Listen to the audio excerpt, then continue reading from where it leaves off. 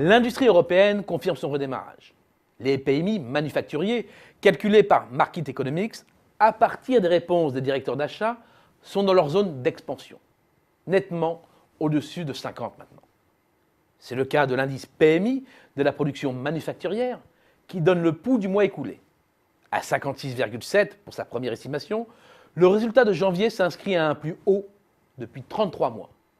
C'est le cas aussi pour l'indice composite, qui intègre, outre la production, les nouvelles commandes, l'emploi, les délais de livraison des fournisseurs et les stocks. À 53,9, il est à un sommet depuis 32 mois, ce qui laisse entrevoir la poursuite de l'amélioration. Ces bons chiffres augurent d'une croissance générale. Mais il ne faut pas perdre de vue 1. D'où part l'industrie européenne, 2. Que les industries nationales récupèrent par vagues successives et à des rythmes différents. D'abord, d'où part la production industrielle? Eh bien de très bas. Ainsi, fin 2013, le niveau d'activité est encore inférieur à celui qu'il avait atteint lors de la reprise avortée de 2010, et plus bas de 10% environ par rapport à son pic d'avant-crise. Et au rythme actuel de récupération, 5 ans ne suffiraient pas pour retrouver les points d'avant-crise. Ensuite, il faut distinguer deux blocs de pays. Il y a d'abord ceux qui ont renoué avec leur meilleur niveau d'activité. Ce sont les pays socles de la croissance. C'est le cas de l'Allemagne, de l'Autriche et des Pays-Bas. En gros, le système rhénan et sa constellation. L'Irlande fait partie de ce club très fermé, mais avec une histoire très spécifique. Pour ces pays, le rattrapage était précoce et facilité par l'espace qu'a libéré la déroute des industries périphériques. Ils doivent maintenant affronter le retour de la concurrence, celle du Japon, celle des États-Unis, celle des pays périphériques de la zone euro.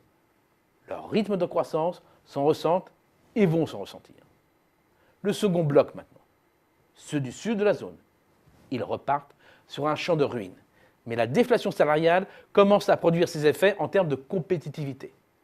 C'est le cas du Portugal, comme le montre la montée en régime de son industrie, de l'Espagne et à un degré moindre de l'Italie. Ces pays vont jouer le rôle d'accélérateur.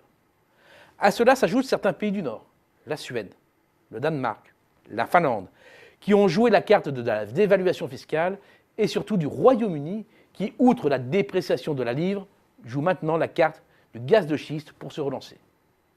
Et la France, une fois de plus, inclassable. Elle est loin des performances du cœur et ses niveaux actuels de production sont encore loin des records historiques. Mais elle n'a pas non plus vécu l'enfer, comme dans les pays du Sud, ce qui ne lui permet pas d'espérer un effet rattrapage aussi puissant.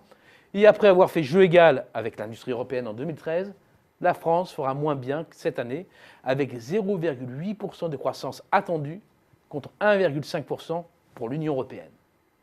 Alors certes, la reprise industrielle est là, mais le changement de braquet et la fin de la guerre de territoire ne viendront véritablement que lorsque la reprise industrielle se diffusera à l'ensemble de la demande intérieure et que les pays européens joueront la partition commune du rallumage du marché intérieur.